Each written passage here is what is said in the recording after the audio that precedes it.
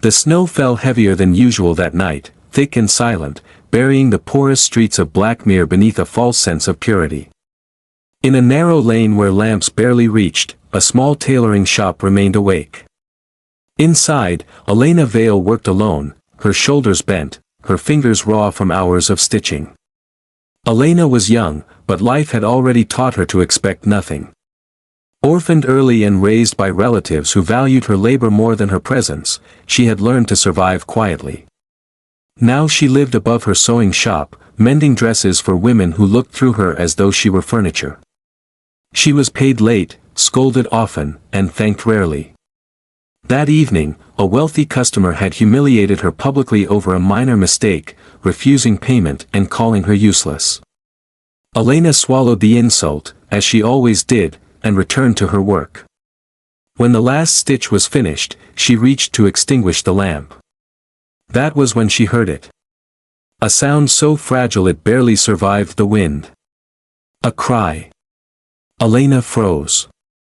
Her heart pounded as the sound came again, thin, desperate, unmistakably human.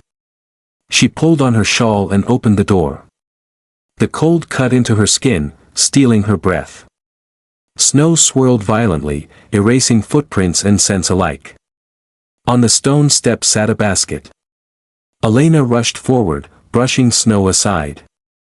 Inside lay two newborn girls, their faces flushed from cold, their cries weak but determined. They were wrapped in fabric far too fine for this part of town, deep blue, embroidered with silver thread that shimmered unnaturally. Around each tiny neck hung a crescent-shaped pendant, cool and glowing faintly. There was no note. No sign of who left them. One baby whimpered, her strength fading. The other reached out blindly, her tiny fingers wrapping around Elena's hand with a strength that stole her breath. In that moment, something shifted deep within Elena's chest. She gathered both infants against her heart. "I won't leave you," she whispered, tears freezing on her lashes. Inside the shop, warmth returned as if responding to their presence. Elena stayed awake all night, feeding them what little she had, rocking them beside the stove. By morning, she had given them names. Celine, quiet and observant. Mira, restless and fierce. The town did not welcome them kindly. People whispered.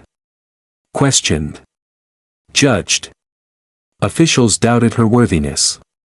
But Elena fought gently, stubbornly, until the papers were signed. She worked longer hours, ate less, and poured everything she had into keeping the twins safe. Years passed stitched together by sacrifice and love. But strange things followed the girls as they grew. Snow lingered where they played.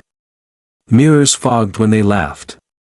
Animals fell silent when they passed. At night, Elena dreamed of a vast castle of ice and shadow, and a man with silver eyes watching from afar. Far beyond the mortal world, an ancient presence stirred. A king had awakened.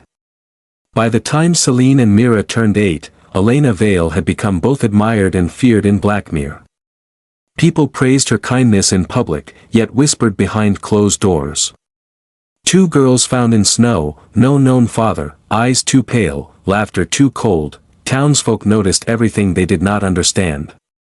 Elena felt the change most when she walked through the market. Merchants who once greeted her now fell silent. Mothers pulled their children closer. Once, a woman hissed that monsters often wore innocent faces. Elena lowered her eyes and kept walking, her daughter's hands clutched tightly in hers. Inside the sewing shop, life remained gentle. Celine sat for hours sketching symbols she claimed came from her dreams, moons, towers, and unfamiliar runes. Mira was fire itself, laughing loudly, climbing shelves, defending her sister from imagined threats. They were different, yes, but they were kind. That kindness would cost them. One afternoon, Elena was summoned to the mayor's estate to deliver finished garments. She brought the twins along, unwilling to leave them alone. As soon as they entered the marble hall, the temperature dropped. Servants stared. Whispers followed them like shadows. The mayor's wife inspected Elena's work with narrowed eyes. "These stitches are uneven," she lied loudly. "Is this really the best you can do?" Elena apologized quietly. Mira stiffened beside her. "They're fine," the child said, her voice calm but firm.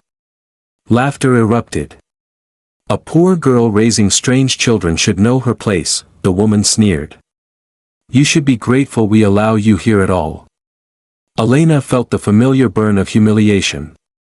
She bowed her head, but Celine stepped forward, her pale eyes steady. And winter had begun to move toward her door. "Kindness costs nothing," Celine said softly. "Cruelty costs everything." The room went silent. The chandeliers flickered. For a brief moment, frost traced the edges of the marble floor before vanishing. No one noticed, except Elena, whose heart raced in fear and awe. That night, the twins slept restlessly. Elena dreamed again of snow and shadow. This time, the man from her dreams stood closer. His presence was overwhelming, ancient power wrapped in restraint. His silver eyes reflected grief, fury, and something else, longing. "They are being hunted," his voice echoed through the dream. Elena woke with a gasp. Outside, wolves howled in the distance, far too close to town. The next day, strangers arrived in Blackmere. Tall men cloaked in dark coats, eyes hidden, movements too smooth. They asked questions about the twins. Offered gold. Smiled without warmth. Elena refused them entry. That night, the snow fell again, out of season, sudden and heavy. As the wind howled, a shadow moved across the rooftops. Somewhere beyond the trees, an ancient crown gleamed beneath the moon. The vampire king was coming. And nothing would stop him from reclaiming what was his. Elena sensed it before she saw it, the sudden stillness, the way the air thickened as if the world itself were holding its breath. Celine and Mira were closing the shop shutters when a stone struck the window, shattering glass across the floor. "Monsters," a voice shouted from the street. "Take your cursed children and leave." Elena pulled the twins behind her as more stones followed. Shadows moved beyond the broken glass. Fear twisted her stomach, but she stood her ground, arms spread protectively. "Please," she called. "They've done nothing wrong." Laughter answered her. A torch flew next, flames licking the wooden frame. The heat rushed inward, and then stopped. The fire froze. Ice bloomed outward from the flame, swallowing it whole.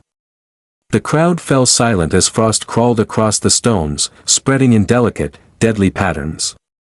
A wind rose, unnatural and cold. From the darkness, a figure emerged. Tall. Cloaked. His presence bent the air around him. Crimson eyes glowed beneath the hood, ancient and furious. The townspeople staggered back, terror replacing cruelty. "Enough," the man said. His voice was not loud, yet it carried through bone and blood alike. Every torch extinguished itself.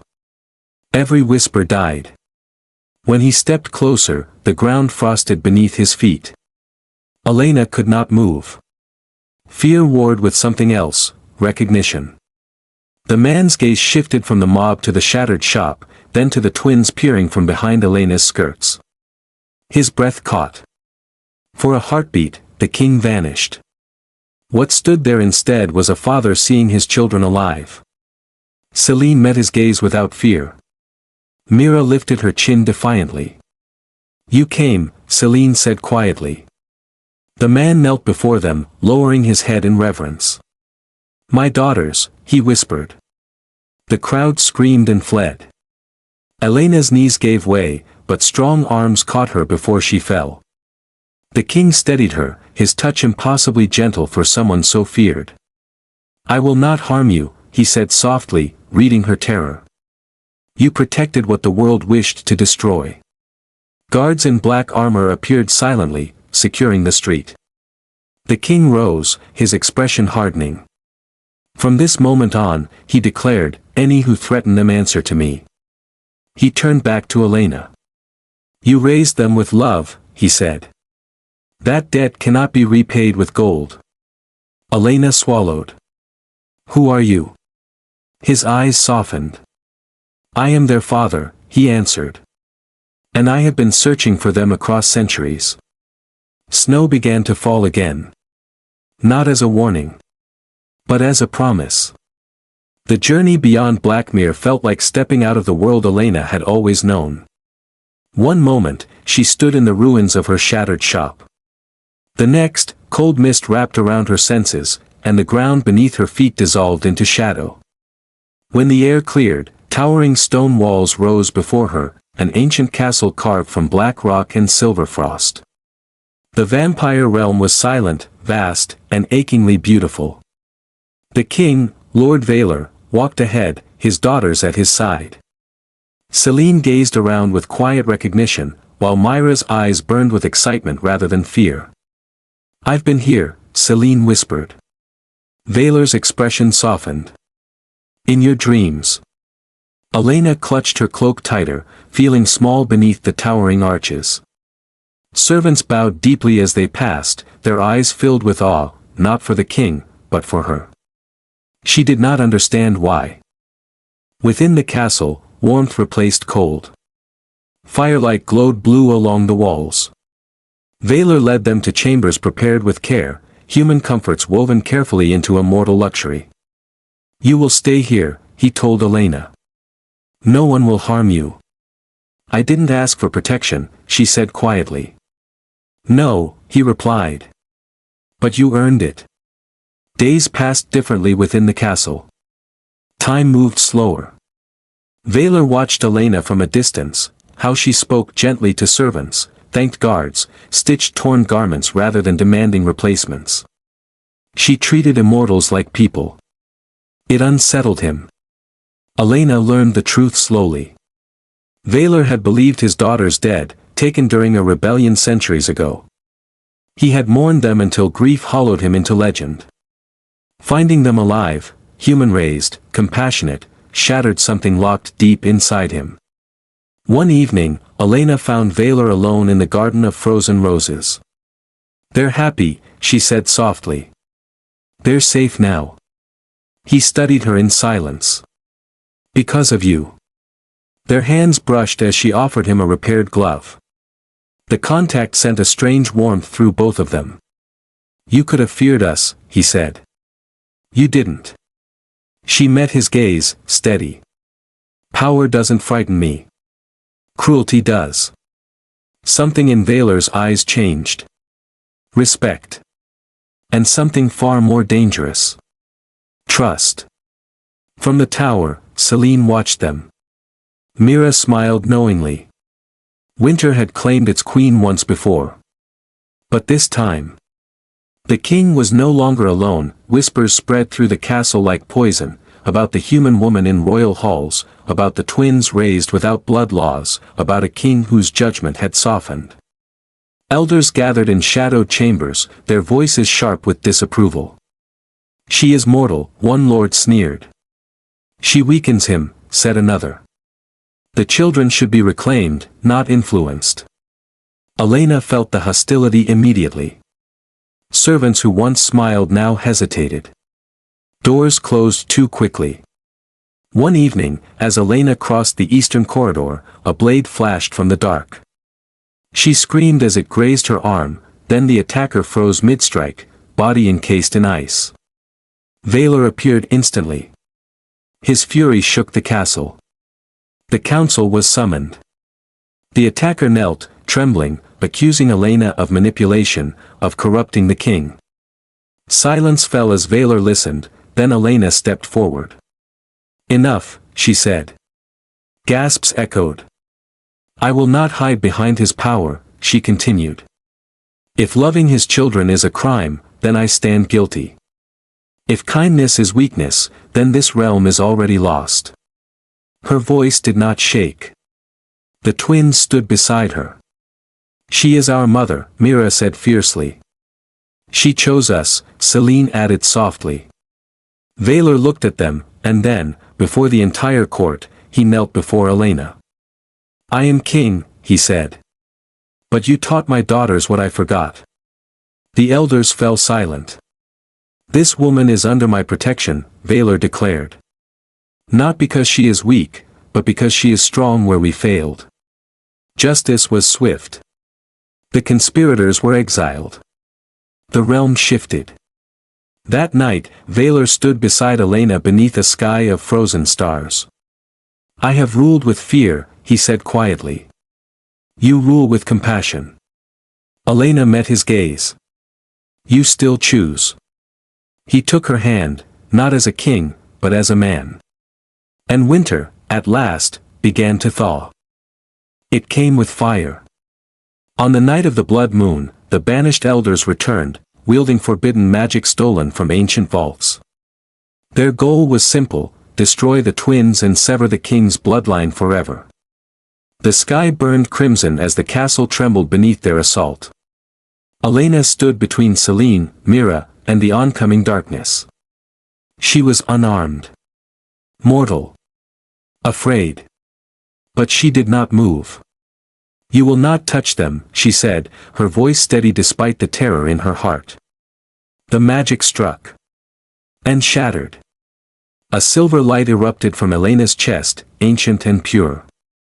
Symbols Celine had drawn since childhood flared in the air around her. The twins cried out, not in fear, but recognition. She is bound to us, Celine whispered. She always was, Mira said. Valor stared in stunned silence. The truth revealed itself like dawn breaking over ice. Elena was no ordinary human. Long ago, her soul had been marked by the first covenant between mortals and immortals, the bridge meant to end endless war. She was not born powerful. She became powerful through choice. Through love.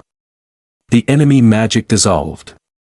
The traitors fell to their knees, stripped of strength, exposed before the realm they sought to corrupt. Valor raised his hand, but Elena stopped him. Mercy, she said softly. End the cycle. The banished were imprisoned, not destroyed. Winter finally ended. In the days that followed, the realm healed. The twins were crowned as true heirs. And before the gathered court, Valor removed his crown. I ruled through fear, he said. Now I choose to rule through unity. He turned to Elena and knelt, once more, but differently. Not as king, he said, but as a man who loves you. Tears filled Elena's eyes as she took his hands. I choose you, she whispered. The crown was placed not on his head, but shared between them. Elena Vale, the poor seamstress once ignored and humiliated, became queen, not by destiny alone, but by kindness, courage, and unwavering love. And the realm learned a truth it would never forget. Power does not define worth. Compassion does.